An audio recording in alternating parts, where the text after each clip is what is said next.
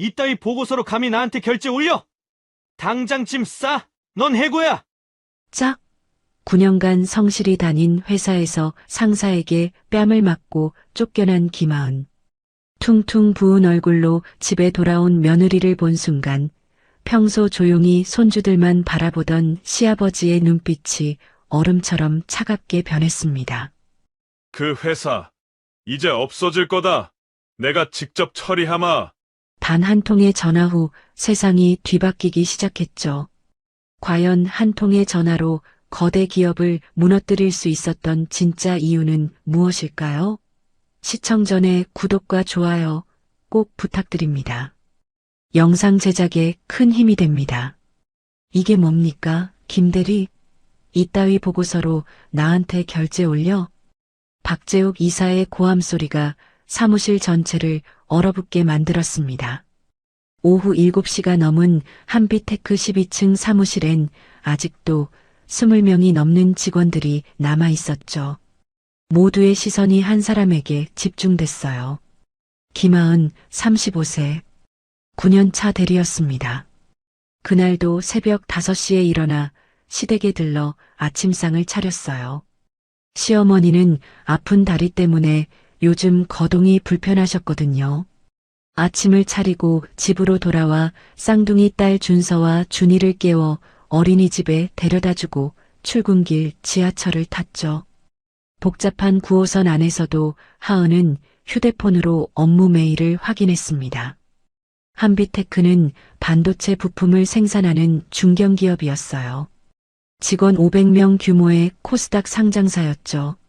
하은은 기획팀 소속으로 주로 협력사 관리와 계약서 검토를 맡고 있었습니다. 성실함이 몸에 밴 사람이었어요.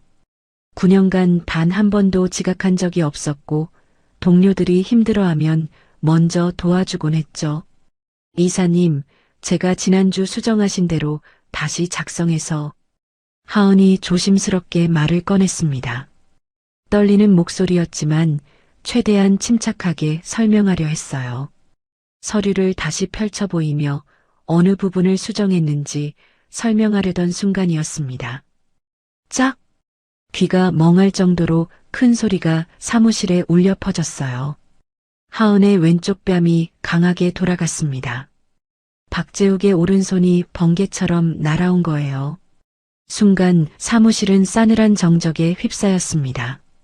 컴퓨터 자판 소리도 프린터 돌아가는 소리도 멈췄죠. 감히 어디서 말대꾸를 해? 주제를 알아야지. 박재욱의 얼굴은 분노로 붉게 일그러져 있었어요. 46세의 그는 한빛테크에서 15년을 근무한 고참 임원이었습니다. 영업 2본부를 총괄하는 이사였죠. 평소에도 직원들을 대하는 태도가 거칠기로 유명했어요. 특히 여자 직원들에겐 더 심했습니다. 하지만 폭력까지 휘두른 건 처음이었죠. 하은의 뺨에는 선명한 붉은 손자국이 남았습니다. 뜨겁게 달아오르는 통증보다 더 아픈 건 수치심이었어요. 20명의 동료들이 지켜보는 앞에서 맞았다는 사실이 그를 짓눌렀죠. 눈물이 핑 돌았지만 참아야 했습니다. 여기서 울면 더 약해 보일 것 같았거든요. 당장 짐 싸서 이 회사에서 나가. 해고야. 박재욱이 차갑게 선언했습니다. 하은은 그 자리에서 얼어붙었어요. 해고? 9년을 다닌 회사에서 단 한 번의 실수도 없이 성실하게 일했는데 머릿속이 하얗게 변했습니다. 인사팀, 당장 해고 처리해. 박재욱이 전화기를 들어 인사팀장에게 소리쳤어요. 그리고는 하은을 향해 손가락질을 했습니다. 2번 다시 내 눈앞에 나타나지 마. 쓸모없는 인간 같으니라고. 하은은 떨리는 다리로 간신히 자리로 돌아갔습니다. 책상 위에 개인 물품들을 박스에 담았어요. 가족사진 액자, 쌍둥이 딸들이 그려준 그림, 9년 동안 받았던 표창장들. 손이 계속 떨렸죠. 주변 동료들은 안타까운 눈빛으로 바라볼 뿐 아무도 나서지 않았습니다. 박재욱의 보복이 두려웠던 거예요. 하은 씨, 옆자리 김윤지 대리가 작은 목소리로 불렀습니다. 하지만 하은은 대답하지 못했어요. 입을 열면 울음이 터져 나올 것 같았거든요. 박스를 들고 사무실을 나서는 하은의 뒷모습을 20명의 동료들이 지켜봤습니다. 하지만 아무도 말을 걸지 않았죠. 엘리베이터를 타고 1층으로 내려갔어요. 로비를 지나 회사 밖으로 나서는 순간 참았던 눈물이 쏟아져 내렸습니다. 11월의 차가운 바람이 뺨의 상처를 더 아프게 만들었죠. 지하철역으로 걸어가는 동안 하은의 머릿속은 혼란스러웠습니다. 어떻게 이럴 수가 있지? 9년이야 9년을. 단 한 번도 문제 일으킨 적 없는데. 집에 도착한 건 밤 9시였어요. 현관문을 열자 쌍둥이 딸들이 달려왔습니다. 엄마 왔다. 준서와 준이가 안겼죠. 하은은 재빨리 눈물을 닦았습니다. 아이들 앞에선 울 수 없었거든요. 엄마, 얼굴 왜 그래? 아파? 준서가 하은의 붉게 부은 뺨을 보며 물었어요. 하은은 억지로 웃으며 대답했습니다. 아니야, 엄마가 문에 부딪혔어. 괜찮아. 남편 한태민이 안쪽 방에서 나왔습니다. 하은의 얼굴을 본 순간 그의 표정이 굳어졌어요. 여보, 무슨 일이야? 얼굴이. 하은은 아이들을 먼저 재운 후에야 남편에게 오늘 있었던 일을 털어놨습니다. 이야기를 듣던 태민의 얼굴이 점점 붉어졌어요. 그 개자식이 감히 당장 경찰에 신고해야 해. 아니, 고소해야지. 태민이 분노로 떨며 소리쳤습니다. 하지만 하은은 고개를 저었어요. 소용없어. 한비테크는 코스닥 상장사야. 우리가 대기업 상대로 이길 수 있겠어? 변호사 비용도 만만치 않을 거고. 그래도 이렇게 당하고만 있을 순 없잖아. 태민의 목소리엔 무력감이 섞여 있었습니다. 분노하고 싶지만 현실적인 벽 앞에서 할 수 있는 게 없었죠. 하은은 거울 앞에 섰습니다. 왼쪽 뺨의 멍이 점점 더 선명해지고 있었어요. 9년간의 헌신이 한순간에 무너진 거죠. 그날 밤 하은은 잠들지 못했습니다. 눈을 감으면 박재욱의 얼굴이 떠올랐어요. 날아오는 손, 차갑게 내뱉던 해고 통보, 그리고 20명 동료들의 회피하는 시선. 모든 게 악몽 같았지만 현실이었습니다. 하은은 다음날 아침에도 일어나지 못했습니다. 몸에 힘이 하나도 없었거든요. 평소엔 새벽 5시면 일어나던 사람이 8시가 넘도록 누워 있었어요. 엄마, 일어나. 어린이집 가야 해. 준이가 하은을 흔들어 깨웠습니다. 하은은 간신히 눈을 떴어요. 뺨의 통증은 어제보다 더 심해졌죠. 거울을 봤습니다. 멍이 보라색으로 변해 있었어요.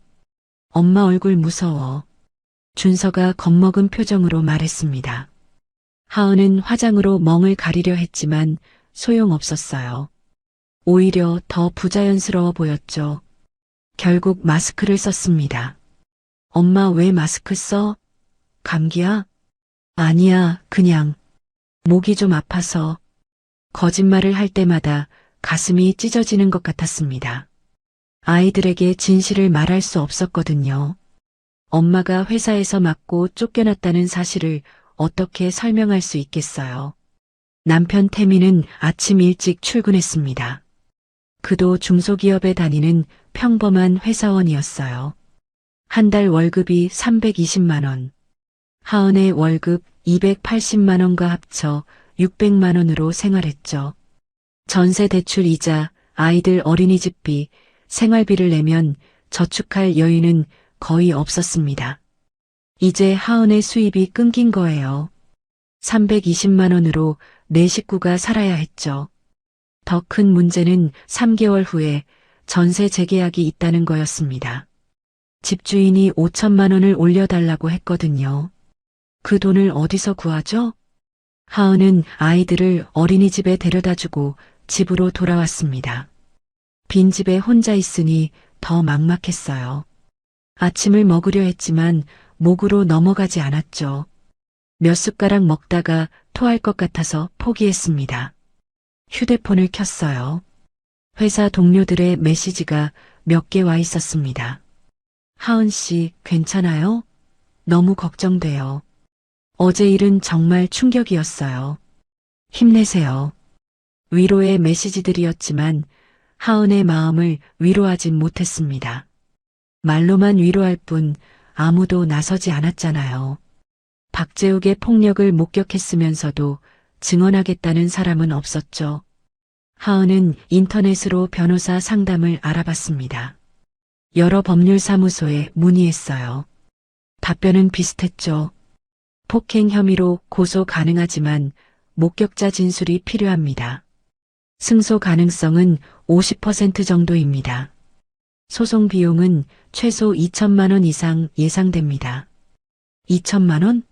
지금 당장 생활비도 막막한데 2천만 원을 어디서 구하죠? 게다가 50% 승소 가능성이라니 절반은 질 수도 있다는 얘기였습니다.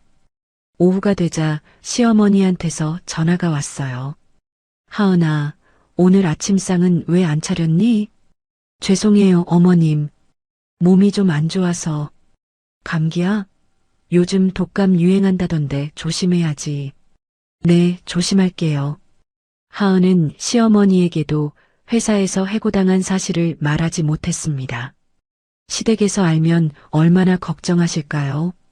특히 시아버지 장기태는 며느리를 무척 아껴주셨거든요. 실망시키고 싶지 않았어요. 저녁 때 남편이 퇴근했습니다. 태미는 하은의 얼굴을 보자마자 한숨을 쉬었어요. 멍이 더 심해졌네. 오늘 뭐 먹었어? 아무것도 못 먹겠더라. 여보, 이러면 안 돼. 일단 밥부터 먹어야지. 태민이 라면을 끓였습니다. 하은은 억지로 몇 젓가락 먹었어요. 하지만 계속 목에 걸리는 느낌이었죠. 나 오늘 회사에서 인사팀에 물어봤어. 부당해고로 신고하면 노동청에서 조사 들어온대. 그럼 복직될 수도 있어. 하지만 복직되면 뭐해? 또 박재욱 밑에서 일해야 하는데. 그 사람이 날 가만 놔둘까? 그렇긴 하지만 태민도 더 이상 말을 잇지 못했습니다. 현실적으로 할 수 있는 게 없었거든요. 둘은 말없이 라면을 먹었어요. 침묵만이 식탁을 가득 채웠죠. 밤이 되자 하은은 또 악몽에 시달렸습니다.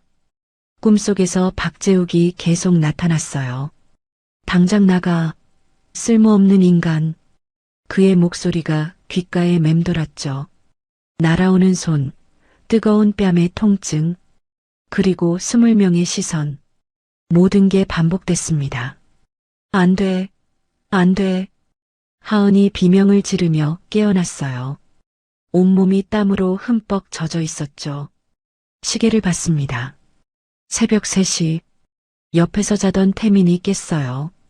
또 악몽 꿨어? 응. 미안. 깨웠지? 괜찮아. 물 마실래? 태민이 물을 가져다 줬습니다. 하은은 물을 마시며 창밖을 바라봤어요. 11월의 차가운 밤이었죠. 세상은 조용했지만 하은의 마음은 폭풍우가 몰아치고 있었습니다. 다음 날도 그 다음 날도 비슷했어요. 하은은 잠을 제대로 자지 못했고 밥도 거의 먹지 못했죠. 일주일 만에 체중이 4kg이나 빠졌습니다. 뺨의 멍은 조금씩 옅어졌지만 마음의 상처는 더 깊어졌어요. 어느 날 오후 하은은 시댁에 들렀습니다. 평소처럼 장을 봐서 저녁 준비를 하러 간 거예요. 하지만 오늘은 달랐죠. 현관문을 열고 들어서는 순간 거실에서 TV를 보고 계시던 시아버지 장기태와 눈이 마주쳤습니다. 장기태는 68세였어요. 키는 175cm 정도로 단정한 체구였죠. 항상 깔끔하게 차려입으셨고 온화한 미소를 잃지 않는 분이었습니다. 손주들을 무척 아꼈고 주말이면 함께 놀아주곤 했어요. 하은아, 왔구나. 그런데 장기태의 시선이 하은의 얼굴에 멈췄습니다. 마스크를 벗은 하은의 뺨엔 아직 희미한 멍 자국이 남아 있었거든요. 장기태의 표정이 순식간에 굳어졌어요. 얼굴이 왜 그러냐?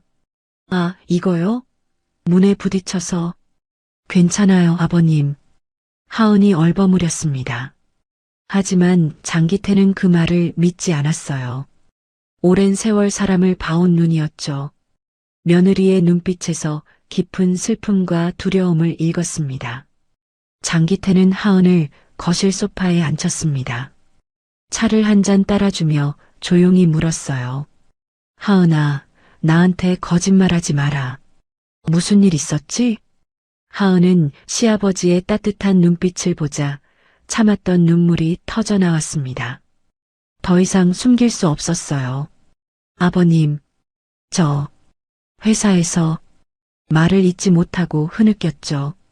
장기태는 조용히 기다렸습니다. 하은은 몇 분간 울다가 간신히 말을 이었어요. 상사한테 맞았어요. 뺨을. 그리고 해고당했습니다. 뭐라고? 장기태의 목소리가 낮게 깔렸습니다. 평소의 온화함은 온데간데 없었어요. 차가운 기운이 감돌았죠. 누가 감히 내 며느리를 때렸다는 거냐? 한비테크 박재욱 이사요. 제가 서류 검토하다가 의견을 냈는데 말대꾸한다고. 하은이 그날의 일을 자세히 설명했습니다. 박재욱의 폭력, 공개적인 해고, 동료들의 침묵까지. 이야기를 듣는 동안 장기태의 눈빛은 점점 더 차가워졌어요. 한비테크라고 했나? 네, 반도체 부품 만드는 회사예요. 장기태는 고개를 끄덕였습니다. 무언가를 떠올리는 표정이었죠. 그리고 핸드폰을 꺼내 어디론가 전화를 걸었어요. 최비서 나야. 한비테크라는 회사 하나? 반도체 부품 업체인데. 응, 자료 좀 보내줘. 30분 안에. 전화를 끄는 장기태가 하은을 바라봤습니다. 그의 눈빛엔 평소 볼 수 없던 냉기가 서려 있었어요. 하은아, 걱정하지 마라. 아버지가 처리할 테니까. 아버님, 그냥 넘어가요. 대기업 상대로 싸워봤자. 대기업? 하은아, 그 정도는 대기업도 아니란다. 장기태의 목소리엔 묘한 자신감이 묻어났습니다. 하은은 이해할 수 없었어요. 시아버지는 평범한 은퇴자로 알고 있었거든요. 골프나 치고 손주들 돌봐주시는 분이었죠. 30분 후 장기태의 핸드폰으로 메일이 왔습니다. 한비테크에 관한 자료였어요. 기업 정보, 재무제표, 주요 인물 리스트. 장기태는 자료를 꼼꼼히 살폈습니다. 한비테크, 박재욱. 그의 눈이 특정 부분에서 멈췄어요. 박재욱의 이력서였죠. 장기태의 표정이 굳어졌습니다. 역시 그랬군. 아버님, 무슨 말씀이세요? 장기태는 하은을 똑바로 바라봤습니다. 그리고 천천히 입을 열었어요. 하은아, 사실 나는 내가 아는 것보다 조금 더 복잡한 사람이란다. 무슨 뜻이에요? 나는 태산그룹의 명예회장이다. 하은의 눈이 커졌습니다. 태산그룹? 대한민국 5대 재벌 중 하나잖아요. 자산 10조 원이 넘는 거대 기업이죠. 아버님이 태산그룹이요? 표면적으론 은퇴했지만 실질적으론 내가 그룹 전체를 움직인다. 사람들은 나를 그림자 회장이라고 부르지. 하은은 믿기지 않았습니다. 평소 수수하게 지내시던 시아버지가 10조 재벌의 실소유주라니. 하지만 장기태의 진지한 표정을 보니 농담이 아니었어요. 그리고 한비테크는 내 동생이 만든 회사였단다. 동생이요? 장기태의 눈빛에 슬픔이 스쳤습니다. 오래전 상처를 건드린 듯 했죠. 25년 전 이야기다. 내 동생 장기훈이 한비테크를 창업했어. 반도체 기술에 천재적이었지. 회사는 빠르게 성장했고 미래가 밝았단다. 하은은 숨을 죽이고 들었습니다. 장기태가 계속 말을 이었어요. 그런데 당시 부사장이던 조명환이라는 자가 동생을 배신했어. 핵심 기술을 빼돌리고 경영권을 강탈했지. 동생은 하루아침에 모든 걸 잃었단다. 그래서요? 동생은 그 충격을 이기지 못했어. 심장마비로 쓰러져서 그렇게 세상을 떠났지. 43세의 나이에. 장기태의 목소리가 떨렸습니다. 25년이 지났지만 여전히 아픈 상처였어요. 그리고 박재욱이라는 자는 조명환의 오른팔이었어. 기술 탈취에 직접 가담한 공범이지. 내 동생을 죽음으로 몰고 간 놈들 중 하나란 말이다. 하은은 소름이 돋았습니다. 자신을 폭행한 박재욱이 시아버지의 원수였다니. 이 모든 게 우연일까요? 아버님, 그럼 왜 그동안 성급하게 복수하면 태산그룹 전체가 위험해질 수 있었어. 법적 분쟁도 복잡했고, 그래서 25년간 조용히 때를 기다렸지. 하지만 이제는 다르다. 장기태가 하은의 손을 잡았습니다. 그의 손은 따뜻했지만 눈빛은 얼음처럼 차가웠어요. 내가 당한 일로 내 인내심이 끝났다. 이제 그들을 완전히 지워버리겠어. 내 동생을 위해서, 그리고 너를 위해서. 아버님, 걱정하지 마라. 그 회사는 곧 사라질 거다. 박재욱이라는 자도 마찬가지고. 내가 직접 처리하마. 장기태의 말에는 절대적인 확신이 담겨 있었습니다. 하은은 시아버지의 진짜 모습을 처음 본 것 같았어요. 온화한 할아버지가 아니라 10조 재벌을 움직이는 냉혹한 경영자의 모습이었죠. 다음날 장기태는 하은을 자신의 서재로 불렀습니다. 넓은 서재엔 천장까지 닿는 책장이 벽 전체를 덮고 있었어요. 고서부터 경영서까지 빼곡했죠. 창가엔 무거운 참나무 책상이 놓여 있었고 그 위엔 여러 대의 모니터가 있었습니다. 앉아라. 장기태가 소파를 가리켰어요. 하은이 앉자 그는 오래된 가죽 노트 한 권을 꺼냈습니다. 표지가 낡고해졌죠. 이걸 보여주려고 불렀다. 노트를 펼치자 25년 전 신문 스크랩이 나왔습니다. 누렇게 변한 신문이었어요. 한비테크 창업주 장기훈, 의문의 죽음, 핵심 기술 유출 의혹, 검찰 수사 착수, 조명환 신임 대표 취임, 경영 정상화 약속. 기사마다 사진이 실려 있었습니다. 장기훈의 영정사진, 그리고 조명환이 기자회견하는 장면. 조명환 옆엔 젊은 박재욱의 모습도 보였어요. 이자가 박재욱이다. 25년 전엔 과장이었지. 조명환의 가장 충실한 부하였어. 하은은 사진 속 박재욱을 뚫어지게 봤습니다. 지금보다 20kg은 날씬했지만 오만한 표정은 똑같았어요. 장기태가 노트를 넘겼습니다. 다음 페이지엔 손글씨가 빼곡했어요. 기훈아, 형이 너무 늦었다. 미안하다. 하지만 반드시 갚아주마. 내가 흘린 피와 눈물을 25년이 걸리든 30년이 걸리든 반드시. 장기태의 필체였습니다. 25년 전에 쓴 글이었죠. 동생이 죽고 나서 매일 밤 이 노트에 일기를 썼어. 복수를 다짐하면서. 하지만 성급하게 움직이면 안 됐지. 태산그룹이 위험해질 수 있었거든. 장기태가 창밖을 바라봤습니다. 멀리 서울 시내가 내려다 보였어요. 그래서 25년간 조용히 준비했어. 한비테크의 모든 거래처를 파악했지. 주요 협력사들, 투자자들, 은행 관계까지. 그들과 하나씩 관계를 맺었단다. 어떻게요? 태산그룹의 힘으로. 한비테크 거래처 중 70%가 태산그룹과도 거래하고 있어. 내가 한마디만 하면 그들은 한비테크를 버릴 수밖에 없지. 하은은 소름이 돋았습니다. 25년간 복수를 준비해왔다니. 그것도 아무도 모르게 조용히. 그리고 박재욱의 비리도 다 파악했어. 협력사로부터 리베이트 받은 것, 회사 자금 횡령한 것, 위조 서류 만든 것까지. 증거도 다 확보했지. 아버님이 어떻게 그런 걸? 태산그룹 산하에 보안업체가 있거든. 조사 전문가들이 5년 동안 박재욱을 미행했어. 그의 모든 비리를 기록했지. 장기태가 서랍에서 두꺼운 파일을 꺼냈습니다.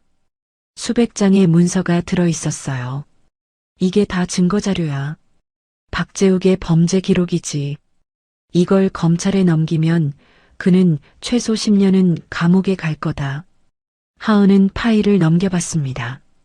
은행 거래 내역, 녹취록, 사진 자료까지. 정말 철저했어요. 아버님, 이렇게까지 하신 이유가 내 동생 때문이야. 기훈이는 착한 사람이었어.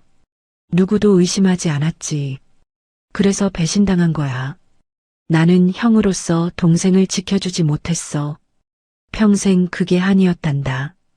장기태의 목소리가 떨렸습니다. 68세 노인의 눈가에 눈물이 맺혔어요. 그리고 이제 내 며느리까지 똑같은 놈들한테 당했어. 더 이상 참을 수 없어. 장기태가 책상 위 전화기를 들었습니다. 누군가에게 전화를 걸었어요. 최비서, 작전을 시작해. 한빛테크 관련 모든 계획을 실행에 옮겨. 지금 당장. 전화를 끄는 장기태가 하은을 바라봤습니다. 그의 눈빛엔 결의가 가득했어요. 하은아, 이제 세상이 바뀔 거다. 너는 그냥 지켜보기만 하면 돼. 일주일 안에 한빛테크는 무너질 테니까. 정말 가능할까요? 가능하고 말고. 나는 25년을 이 순간을 위해 준비했어. 한빛테크는 이미 내 손아귀에 있단다. 장기태의 자신감은 근거 없는 게 아니었습니다. 25년간 치밀하게 준비한 복수였으니까요. 하은은 시아버지의 진짜 모습을 보며 두려움과 함께 안도감을 느꼈어요. 이제 자신을 지켜줄 누군가가 있다는 사실이 위안이 됐죠. 아버님, 감사합니다. 고마워할 필요 없어. 가족을 지키는 건 당연한 거니까. 장기태가 하은의 어깨를 토닥였습니다. 그 순간만큼은 다시 온화한 할아버지의 모습이었어요. 하지만 하은은 알고 있었죠. 이 사람이 얼마나 무서운 힘을 가진 존재인지. 장기태의 전화 한 통 후 한빛테크엔 이상한 일들이 벌어지기 시작했습니다. 첫 번째 신호는 월요일 아침에 왔어요. 대표님, 큰일 났습니다. 영업팀장이 조명환 대표의 사무실로 뛰어들어왔습니다. 얼굴이 창백했죠. 무슨 일인가? 선우전자에서 계약 해지 통보가 왔습니다. 당장 이번 달부터 거래 중단이래요. 뭐라고? 선우전자가? 선우전자는 한빛테크의 최대 거래처였어요. 매출의 30%를 차지했죠. 5년간 문제없이 거래해온 곳이었습니다. 이유가 뭔가? 내부 방침 변경이래요. 더 이상 자세한 설명은 없었습니다. 조명환은 직접 선우전자 구매 담당 이사에게 전화했어요. 이 이사님, 저 한빛테크 조명환입니다. 갑자기 계약 해지는 무슨... 조 대표님, 죄송합니다. 저희도 어쩔 수 없는 상황이에요. 위에서 내려온 결정이라. 하지만 5년간 문제 없었잖습니까? 품질도 납기도 완벽했는데. 그건 인정합니다. 하지만 회사 방침이니 이해해 주십시오. 전화는 그렇게 끊겼습니다. 조명환은 이해할 수 없었어요. 아무 이유 없이 계약을 해지하다니. 그런데 이게 끝이 아니었습니다. 화요일엔 두 번째 거래처에서 똑같은 통보가 왔어요. 대성산업에서도 계약 해지래요. 대성산업은 두 번째로 큰 거래처였습니다. 매출의 20%를 차지했죠. 이것도 갑작스러운 결정이었어요. 도대체 무슨 일이야? 왜 갑자기 다들 이러는 거지? 조명환은 패닉에 빠졌습니다. 이틀 만에 매출의 50%가 사라진 거예요.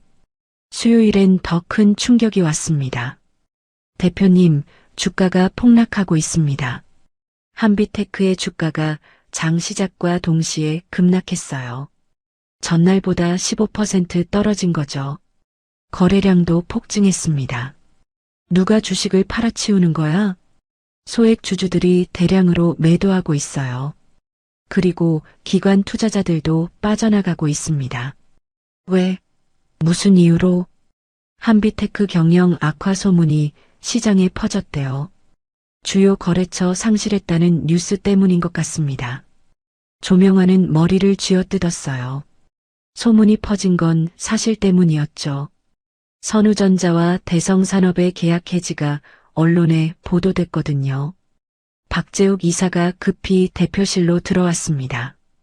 그의 얼굴도 창백했어요. 대표님, 우리 끝난 겁니까? 주가가 이렇게 떨어지면. 조용히 해. 끝난 게 아니야. 아직 방법이 있어. 하지만 조명환도 속으론 불안했습니다. 이틀 만에 회사가 흔들리고 있었거든요. 목요일엔 세 번째 타격이 왔습니다. 투자 유치권이 무산된 거예요. 대표님, 사모펀드에서 투자 철회한대요. 뭐, 계약서까지 다 준비됐는데? 실사 과정에서 리스크를 발견했다네요. 주가 하락과 거래처 감소 때문에 투자 불가 판정이 났대요. 한빛테크는 신규 설비 투자를 위해 50억 원의 투자 유치를 준비하고 있었어요. 그런데 그게 무산된 겁니다. 금요일 결정타가 날아왔습니다. 주거래 은행에서 전화가 온 거예요. 조 대표님, 죄송하지만 대출 연장이 어려울 것 같습니다. 무슨 소리입니까? 우리 회사 신용등급 어인데 최근 경영 상황이 악화됐잖습니까? 은행 내부 규정상 대출 연장이 불가능합니다. 지금 대출 막으면 우리 회사 자금 돌아가질 않아요. 그건 저희도 어쩔 수 없습니다. 한빛테크는 운영 자금의 상당 부분을 은행 대출로 충당하고 있었어요. 대출이 막히면 직원 월급도 못 줄 판이었죠. 조명환은 사무실에서 고함을 질렀습니다. 도대체 누가 우릴 조지는 거야? 한꺼번에 이렇게 될 리가 없어. 박재욱도 패닉 상태였어요. 비상경영회의가 열렸습니다. 이사님들, 지금 우리 회사가 위기입니다.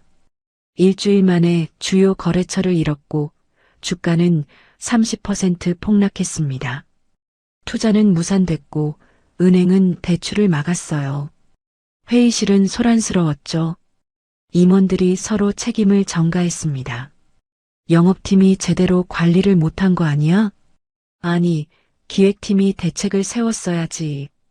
조명환이 책상을 쾅 내리쳤습니다. 다들 입 조용해. 지금 싸울 때가 아니야. 하지만 해결책은 없었어요. 보이지 않는 거대한 손이 한빛테크를 조이고 있었거든요. 그날 밤 박재욱은 혼자 사무실에 남아 있었습니다. 창밖을 바라보며 중얼거렸어요. 도대체 누구야? 누가 우릴 이렇게 만드는 거지? 하지만 그는 알지 못했죠. 25년 전 자신이 배신했던 사람의 형이 모든 걸 계획했다는 사실을. 그 형이 10조 재벌의 그림자 회장이라는 사실도. 한빛테크의 몰락은 이제 시작에 불과했습니다. 장기태의 복수는 정확하고 냉혹했어요. 한치의 실수도 없이 진행되고 있었죠. 하은은 시아버지의 서재에서 우연히 낡은 상자를 발견했습니다. 먼지가 수북이 쌓인 상자였어요. 호기심에 열어봤죠. 상자 안엔 25년 전 자료들이 가득 들어 있었습니다. 신문 스크랩, 사진, 그리고 두꺼운 노트. 하은은 조심스럽게 노트를 꺼냈어요. 첫 페이지를 펼치자 손글씨가 나왔습니다. 장기태의 필체였죠. 1999년 11월 15일. 오늘 기훈이가 죽었다. 하은의 손이 떨렸습니다. 동생의 죽음을 기록한 일기였어요. 동생은 심장마비로 쓰러졌다고 한다. 하지만 나는 안다. 배신의 충격 때문이었다는 걸. 조명환과 박재욱 그놈들이 동생을 죽인 거나 다름없다. 다음 페이지를 넘겼습니다. 장례식에 조명환이 왔다. 위선적인 눈물을 흘리더라. 역겹다. 그놈이 동생의 기술을 빼돌렸으면서 언젠가 반드시 갚아주겠다. 하은은 계속 읽었어요. 25년간의 일기가 빼곡했죠. 2005년 3월 20일 한비테크가 코스닥에 상장했다. 동생이 흘린 땀으로 만든 회사를 조명한 그놈이 대표 자리에 앉아 웃고 있더라. 참을 수 없다. 하지만 아직은 때가 아니다. 2010년 7월 8일 박재욱이 이사로 승진했다는 소식을 들었다. 기술 유출의 핵심 공범이 승승장구하고 있다. 동생아, 형이 무능해서 미안하다. 하지만 기다려라. 반드시 복수하마. 2018년 4월 3일 한비테크 거래처 70%가 태산그룹과도 거래한다는 사실을 확인했다. 이제 준비가 거의 끝났다. 조금만 더 기다리자.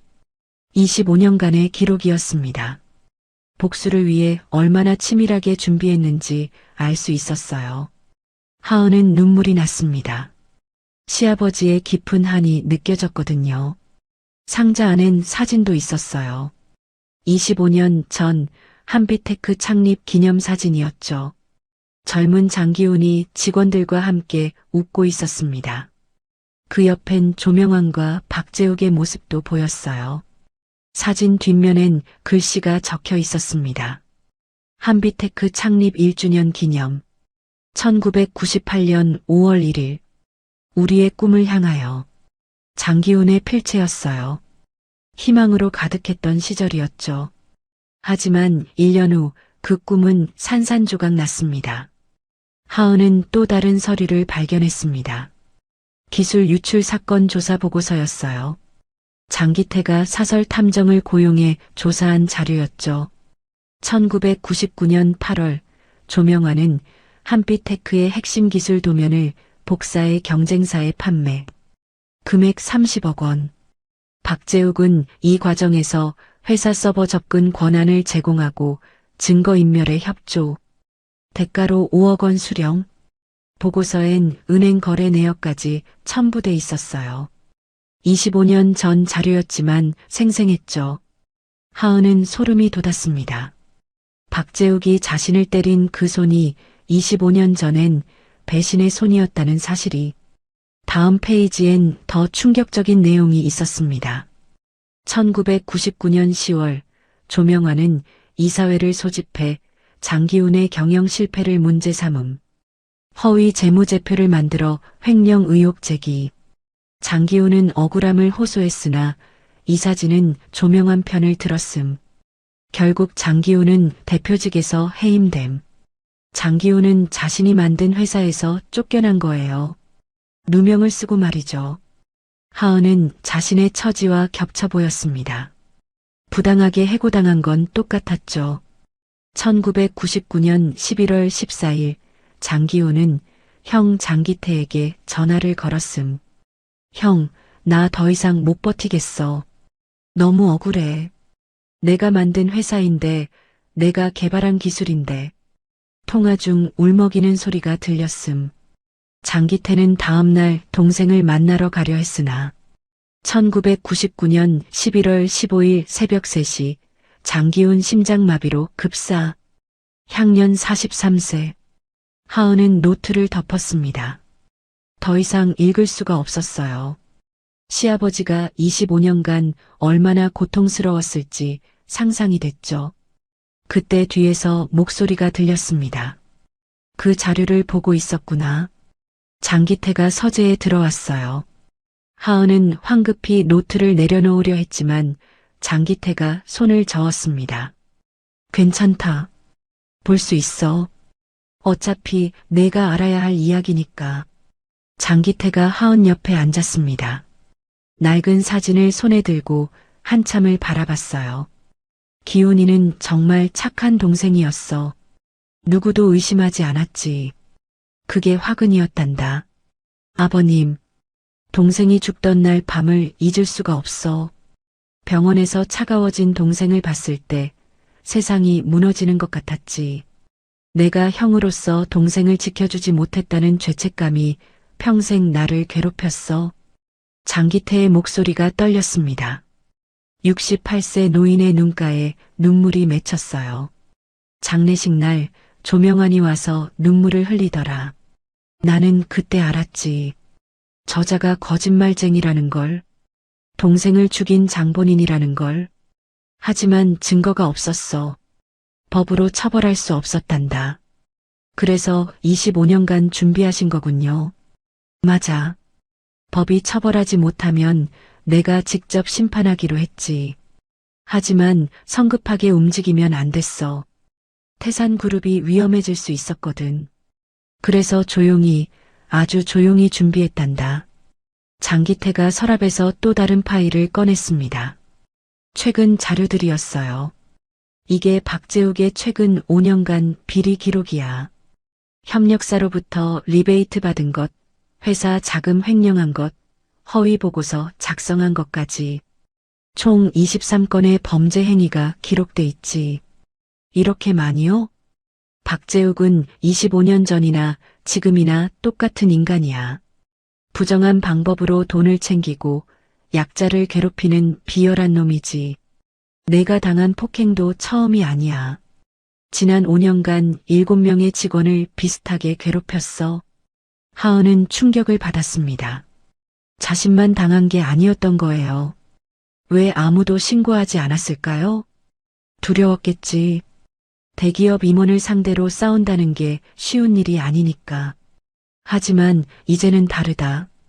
내가 모든 증거를 확보했고 이번 기회에 한꺼번에 처리할 거야. 장기태가 하은의 손을 잡았습니다. 하은아, 내가 당한 일은 단순한 사건이 아니야. 25년 묵은 악연의 연장선이지. 그리고 이제 그 악연을 끊을 때가 왔단다. 박재욱과 조명환, 그 두 놈을 완전히 무너뜨릴 거야. 하은은 시아버지의 단호한 눈빛을 봤습니다. 그 안엔 25년간 품어온 복수심과 함께 정의를 향한 열망이 담겨 있었어요. 아버님, 저도 도울 수 있는 게 있을까요? 내가 겪은 일을 증언해주면 돼. 법정에서 박재욱의 폭행을 증언하는 거야. 그것만으로도 충분하단다. 알겠습니다. 제가 할 수 있는 건 뭐든 하겠어요. 장기태가 미소 지었습니다. 며느리의 용기가 자랑스러웠어요. 고맙다, 하은아. 이제 곧 모든 게 끝날 거야.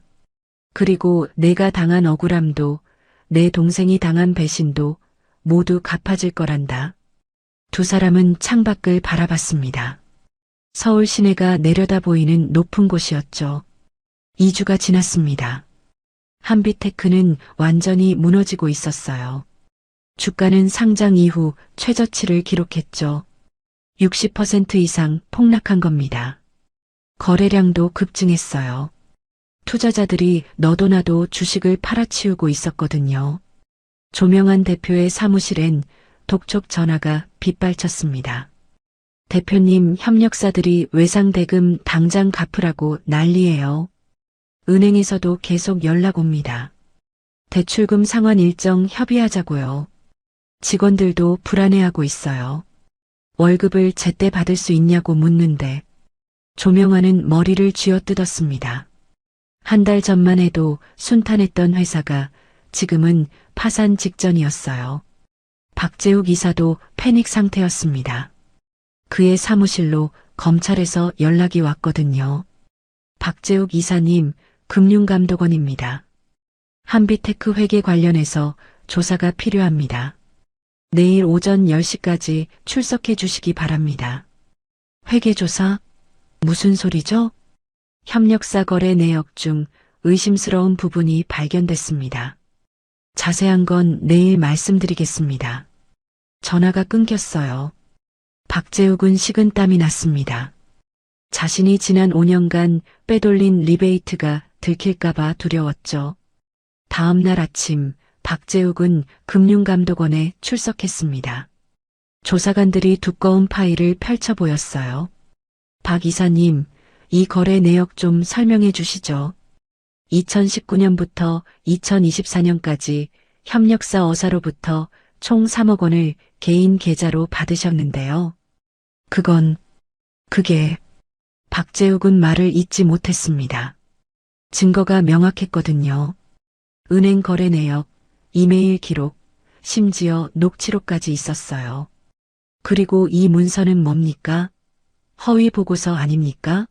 실제 납품가와 보고서상 가격이 20% 차이 나는데요. 조사관이 서류를 내밀었습니다. 박재욱의 얼굴이 창백해졌어요. 답변 안 하시겠습니까? 그럼 검찰에 고발 조치하겠습니다. 업무상 횡령, 배임, 문서 위조 혐의로요. 잠깐만요. 설명할게요. 하지만 이미 늦었습니다. 모든 증거가 확보된 상태였거든요. 박재욱은 그 자리에서 진술서를 작성해야 했어요. 같은 시각 한빛테크 본사에도 검찰이 들이닥쳤습니다. 압수수색 영장입니다. 협조해 주시기 바랍니다. 수십 명의 수사관들이 사무실로 들어왔어요. 서류를 뒤지고 컴퓨터를 압수하고 직원들을 조사했죠. 회사는 순식간에 아수라장이 됐습니다. 조명아는 자신의 사무실에서 떨고 있었어요. 25년 전 일이 떠올랐죠. 장기훈을 배신하고 회사를 빼앗았던 그날이. 혹시 그 일이 밝혀지는 건 아닐까 두려웠습니다. 조명환 대표님, 동행 부탁드립니다. 수사관이 조명환의 사무실로 들어왔어요. 무슨 일이죠? 25년 전 기술 유출 건으로 재수사가 진행 중입니다. 참고인으로 조사받으셔야 합니다. 25년 전이라니. 그건 이미 종결된 사건 아닙니까? 새로운 증거가 나왔습니다. 가시죠. 조명하는 다리에 힘이 풀렸어요. 25년간 숨겨뒀던 비밀이 드러나는 순간이었습니다. 검찰청 조사실. 조명한 앞에 두꺼운 파일이 놓였어요. 이 자료 보십시오. 1999년 8월 당신이 한빛테크 기술을 경쟁사에 판매한 증거입니다. 은행 거래 내역, 이메일 기록, 증인 진술까지 모두 확보했습니다. 조명하는 파일을 보고 경악했습니다. 어떻게 25년 전 자료를 이렇게 완벽하게 모았을까요? 누가 이걸 조사한 겁니까? 그건 말씀드릴 수 없습니다. 중요한 건 증거가 명확하다는 거죠. 기술 유출, 횡령, 배임, 문서 위조. 죄목이 한두 가지가 아닙니다. 조명아는 그제야 깨달았어요. 누군가 25년간 자신을 지켜봤다는 사실을, 그리고 완벽한 타이밍에 모든 걸 터뜨렸다는 사실을. 박재욱도 같은 날 검찰 조사를 받았습니다. 두 사람은 복도에서 마주쳤어요. 대표님, 이게 대체 어떻게 된 겁니까? 나도 모르겠네. 누군가 우릴 계획적으로 무너뜨리고 있어. 25년 전 일까지 나온 걸 보면 혹시 장기훈 회장 관련 아닙니까? 조명환의 얼굴이 굳어졌습니다. 장기훈, 자신이 배신했던 그 사람, 그리고 그의 형 장기태. 설마 태산그룹? 두 사람은 동시에 생각했습니다. 하지만 이미 늦었어요. 25년간 준비된 복수의 그물에 완전히 걸려든 거죠. 그날 저녁 뉴스에서 속보가 나왔습니다. 한빛테크 조명환 대표와 박재욱 이사, 기술 유출 및 횡령 혐의로 구속영장 청구. 앵커의 목소리가 차갑게 흘러나왔어요. 검찰은 한빛테크 경영진이 25년 전부터 조직적으로 기술을 유출하고 회사 자금을 횡령했다고 밝혔습니다. 특히 창업주 장기훈 전 회장의 죽음과 관련된 의혹도 재조사 중입니다. 하은은 TV 뉴스를 보며 눈물을 흘렸습니다. 시원함과 함께 복잡한 감정이 밀려왔어요. 자신을 때렸던 박재욱이 수갑을 찬 모습이 화면에 나왔죠. 기자들이 마이크를 들이댔습니다. 박 이사님, 직원 폭행 사실 인정하십니까? 횡령 금액이 얼마나 됩니까? 박재욱은 고개를 숙인 채 아무 말도 하지 못했어요. 한 달 전만 해도 오만하게 직원들을 대하던 그가 이제는 초라한 범죄자가 돼 있었죠. 시아버지 장기태가 하은의 옆에 앉았습니다. 이제 끝났다, 하은아. 내가 당한 억울함도 내 동생이 당한 배신도 모두 갚아졌어. 아버님, 감사합니다.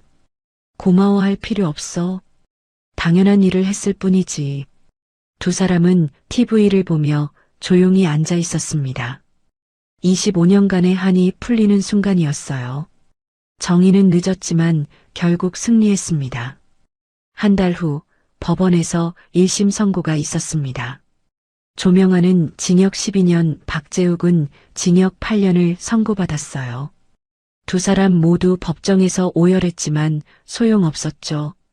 25년간의 범죄 행위가 낱낱이 밝혀졌거든요.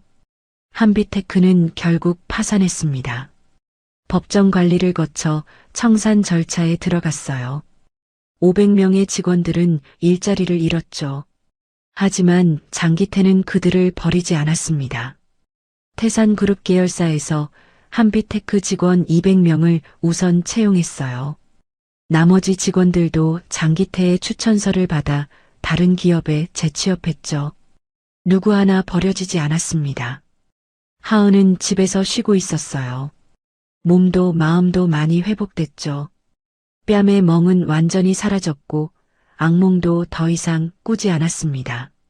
어느 날 장기태가 하은을 다시 불렀습니다. 이번엔 서재가 아니라 태산그룹 본사였어요. 50층짜리 빌딩의 최상층이었죠. 앉아라. 장기태가 넓은 회의실 테이블을 가리켰습니다. 하은이 앉자 그가 서류 한 뭉치를 내밀었어요. 이게 뭐예요? 태산공익재단 이사직 제안서야. 하은은 깜짝 놀랐습니다. 공익재단 이사라니. 자신 같은 평범한 사람이 맡을 자리가 아니었어요. 아버님, 저는 경험도 없고 능력도. 경험은 쌓으면 돼. 능력은 이미 충분해. 내가 겪은 일이 바로 자격이란다. 장기태가 진지한 표정으로 말했습니다. 하은아, 이 재단은 직장 내 부당 대우를 당한 사람들을 돕는 곳이야.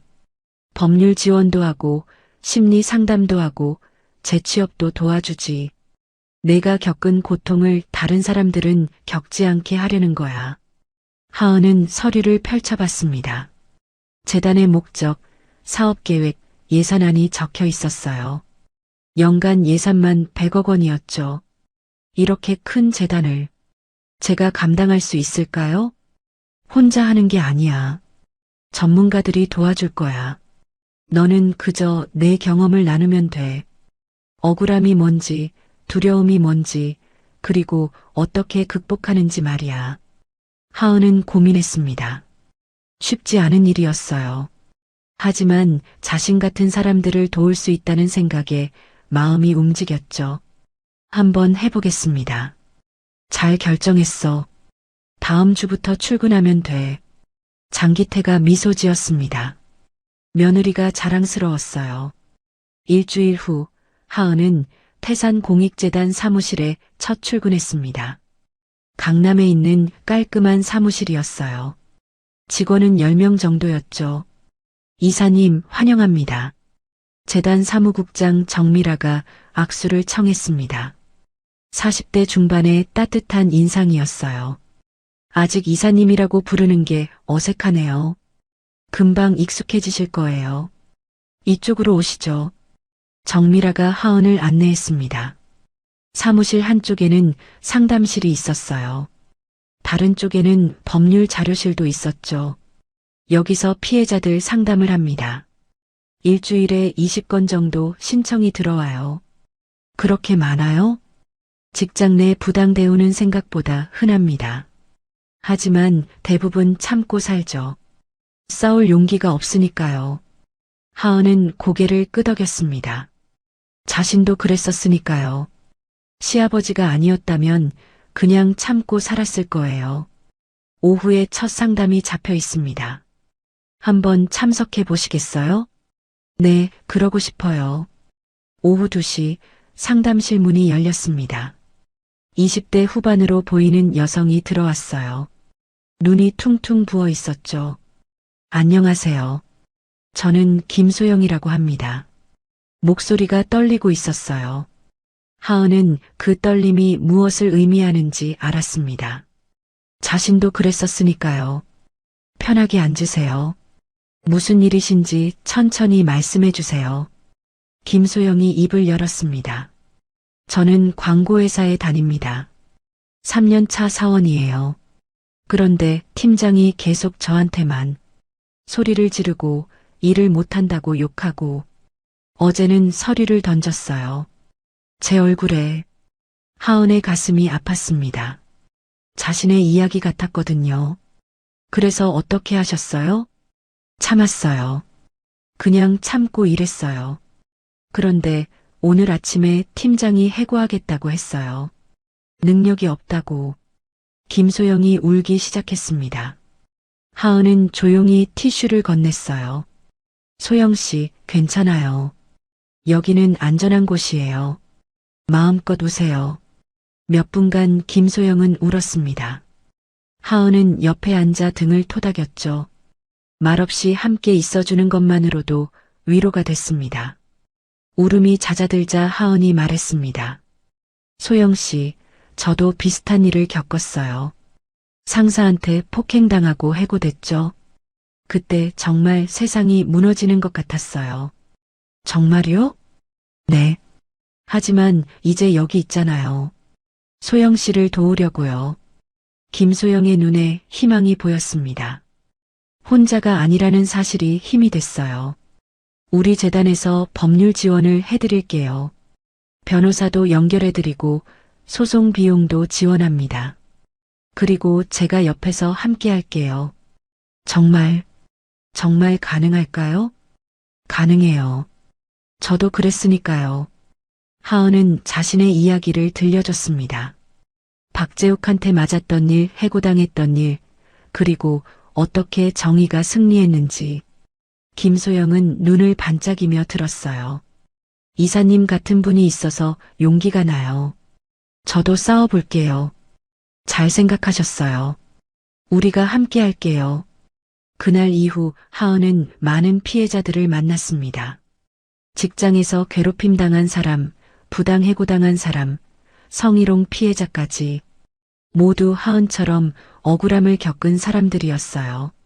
하은은 그들에게 희망을 줬습니다.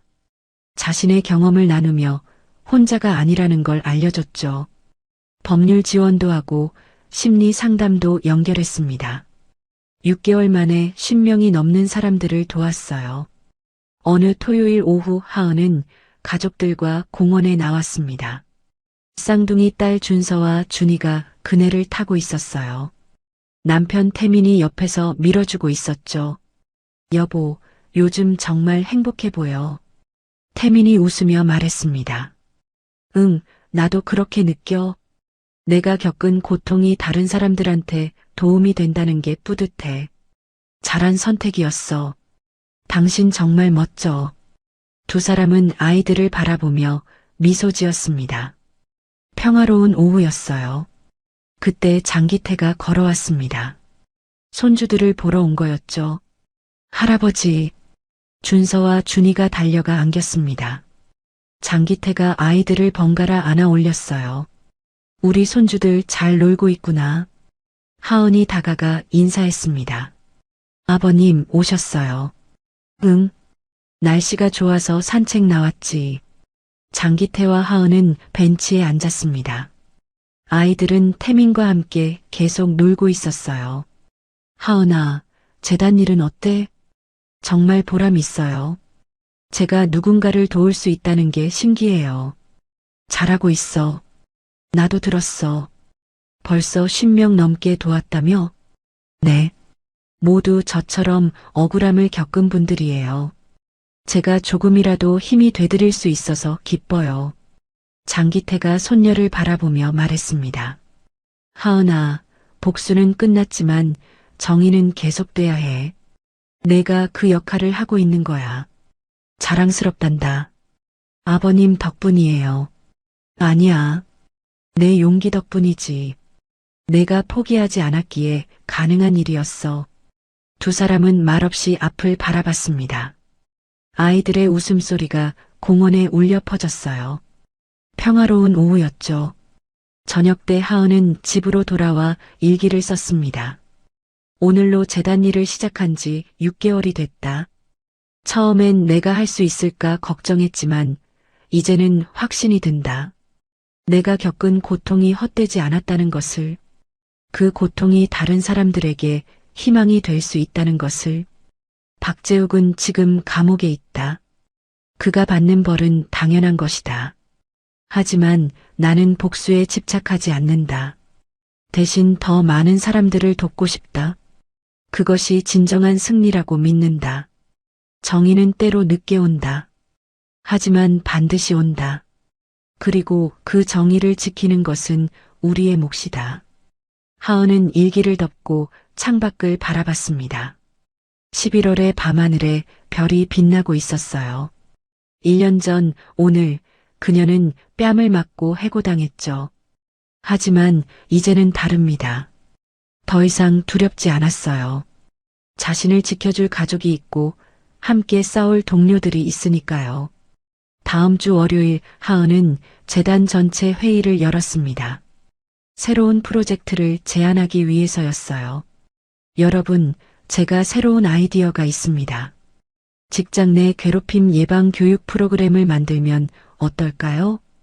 직원들이 관심 있는 표정으로 들었습니다. 피해자를 돕는 것도 중요하지만 애초에 피해가 발생하지 않게 하는 것이 더 중요하잖아요.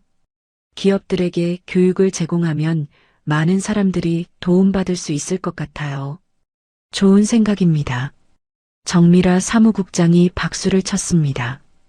다른 직원들도 동의했어요. 그럼 이번 분기부터 준비해 봅시다. 교육 자료도 만들고 강사도 양성하고요. 회의는 활기차게 진행됐습니다. 모두가 새로운 프로젝트에 열정을 보였어요. 저녁에 하은은 시댁에 들렀습니다. 장기태가 서재에서 책을 읽고 계셨어요. 아버님, 오늘 회의에서 새 프로젝트 제안했어요. 그래, 어떤 건데? 하은이 교육 프로그램 아이디어를 설명했습니다. 장기태는 만족스러운 표정으로 들었어요. 역시 잘 선택했어. 너는 정말 이 일에 적합한 사람이야. 과찬이세요. 아직 배울 게 많아요. 배우면서 성장하는 거지. 그게 바로 인생이란다. 두 사람은 창밖을 바라봤습니다. 서울의 야경이 펼쳐져 있었어요. 하은아, 내 동생 기훈이가 살아있었다면 너를 정말 자랑스러워했을 거야. 아버님, 동생은 착한 사람이었어. 남을 돕는 걸 좋아했지. 너도 그런 사람이구나. 저는 그저 제가 받은 도움을 나누고 싶을 뿐이에요. 그게 바로 진짜 정의야. 복수는 끝이 있지만 선한 영향력은 계속 이어지는 거란다. 장기태가 서재 한쪽을 가리켰습니다. 액자가 하나 걸려 있었어요. 젊은 장기훈의 사진이었죠. 기훈아, 보고 있니? 내 한이 풀렸어. 그리고 내 꿈이 이어지고 있단다. 내 며느리가 내 뜻을 계승하고 있어. 하은도 사진을 바라봤습니다. 사진 속 장기훈은 따뜻하게 웃고 있었어요. 안심하세요. 제가 잘할게요. 하은은 마음속으로 다짐했습니다. 더 많은 사람들을 돕겠다고, 정의가 승리하는 세상을 만들겠다고. 겨울이 깊어갔습니다. 하지만 하은의 마음은 따뜻했어요. 1년 전 그녀는 절망 속에 있었죠. 하지만 이제는 희망을 나누는 사람이 됐습니다. 시련은 그녀를 무너뜨리지 못했어요. 오히려 더 강하게 만들었죠. 오늘 이야기가 좋으셨다면 구독과 좋아요, 알람 설정 잊지 마시고 소중한 댓글 하나가 큰 힘이 됩니다. 시청해 주셔서 진심으로 감사드립니다.